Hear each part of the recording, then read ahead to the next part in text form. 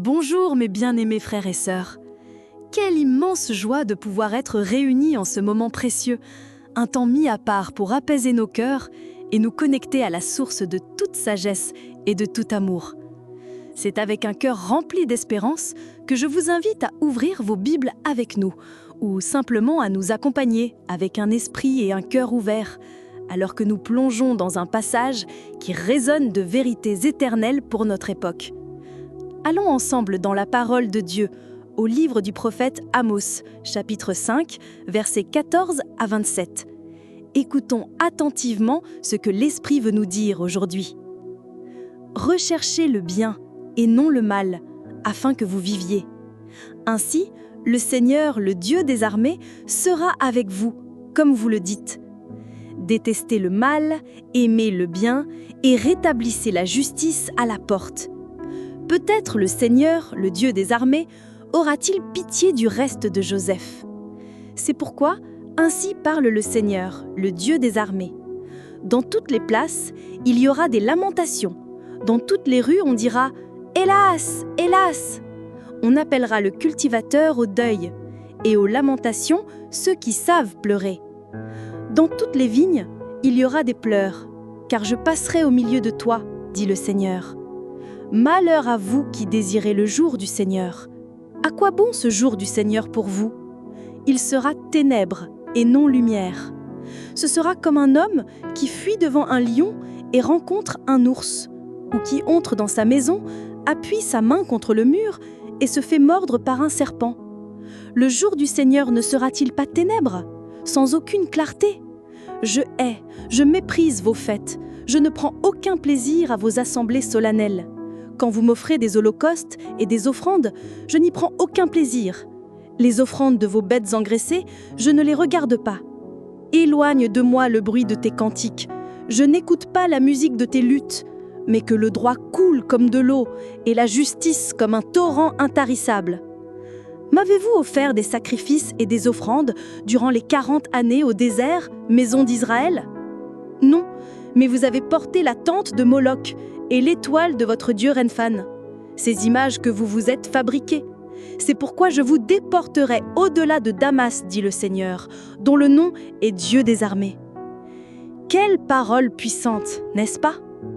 Amos, un prophète venu d'un lieu modeste, mais porteur d'un message qui transperçait l'âme d'une nation, nous confronte à une vérité intemporelle. Une religion sans vie, une foi sans œuvre, une adoration dépourvue de justice et de droiture ne plaît pas au cœur de Dieu. Trop souvent, nous cherchons Dieu dans les rituels, dans les chants, dans les grandes assemblées, et tout cela est bon et nécessaire. Mais Amos nous rappelle que Dieu accepte d'abord l'adorateur, avant d'accepter son adoration. Il ne cherche pas seulement des lèvres qui chantent, mais des mains qui agissent, des cœurs qui recherchent le bien, des vies qui pratiquent la justice. À l'époque d'Amos, Israël connaissait une prospérité matérielle, mais était spirituellement en faillite. Le peuple maintenait ses fêtes, ses sacrifices, mais la corruption, l'injustice sociale et l'idolâtrie régnaient dans leur quotidien. Ils attendaient le jour du Seigneur, sans comprendre que pour un cœur éloigné de Dieu, ce jour serait un jour de jugement et non de bénédiction. Et nous, aujourd'hui, que devons-nous en tirer? Que notre religion, aussi fervente qu'elle puisse paraître, ne peut jamais remplacer une vie d'intégrité et d'amour du prochain. Dieu désire que la justice coule comme de l'eau et que la droiture soit comme un torrent intarissable. Il cherche des cœurs qui haïssent le mal et aiment le bien, qui se soucient des opprimés, qui recherchent la vérité dans toutes leurs actions. C'est une invitation à vivre une foi vivante, concrète, qui transforme non seulement nos vies, mais aussi celles de ceux qui nous entourent. Père céleste bien-aimé, nous venons devant toi en ce moment avec humilité et repentance. Nous reconnaissons, Seigneur, qu'il nous arrive souvent d'avoir une foi superficielle, des rituels vides et des actions qui s'éloignent de ta volonté parfaite. Pardonne-nous, ô Dieu, pour chaque fois où nous t'avons cherché avec nos lèvres alors que notre cœur était loin de toi. Comme ta parole le dit dans Ésaïe 29:13, « Ce peuple s'approche de moi avec sa bouche et m'honore de ses lèvres, mais son cœur est éloigné de moi. » Nous voulons que nos cœurs soient proches de toi, Père. Nous te prions, Seigneur, que ton Saint-Esprit nous aide à rechercher le bien et à haïr le mal, comme Amos 5, 14 et 15 nous y exhorte. Que nous puissions aimer le bien et établir la justice dans tous les domaines de nos vies. Que notre foi ne soit pas qu'une théorie, mais une pratique quotidienne, un témoignage vivant de ton amour et de ta droiture.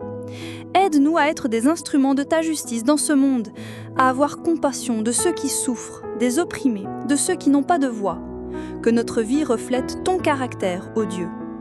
Seigneur, que la justice coule dans nos familles, nos communautés et notre nation comme un fleuve puissant, comme l'enseigne Amos 5, 24. Que la droiture marque chacun de nous dans chaque décision, chaque parole, chaque action.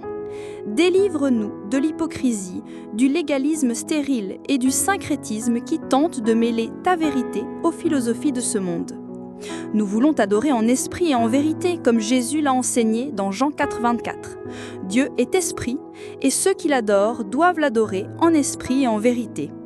Que notre plus grand désir ne soit pas les bénédictions matérielles, mais ta présence et la transformation de nos cœurs. Que nous soyons le sel de la terre et la lumière du monde, impactant des vies et glorifions ton nom.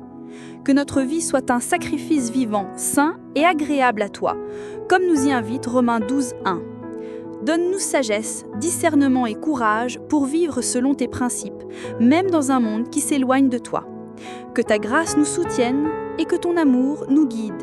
Au nom de Jésus, notre Seigneur et Sauveur. Amen. Mes chers amis, que cette prière ait touché vos cœurs et renforcé votre foi. Souvenez-vous toujours, la vraie foi se manifeste par une vie de droiture et de justice, un cœur qui aime Dieu par-dessus tout et son prochain comme soi-même. Que le message d'Amos nous inspire à vivre une foi authentique et transformatrice. Si ce message a parlé à votre cœur, n'oubliez pas de liker cette vidéo, de vous abonner à notre chaîne pour ne rien manquer et de la partager avec vos amis et vos proches. Laissez aussi vos intentions de prière dans les commentaires, nous voulons prier avec vous et pour vous. Que la grâce de notre Seigneur Jésus-Christ, l'amour de Dieu le Père et la communion du Saint-Esprit soient avec chacun de vous, maintenant et pour toujours.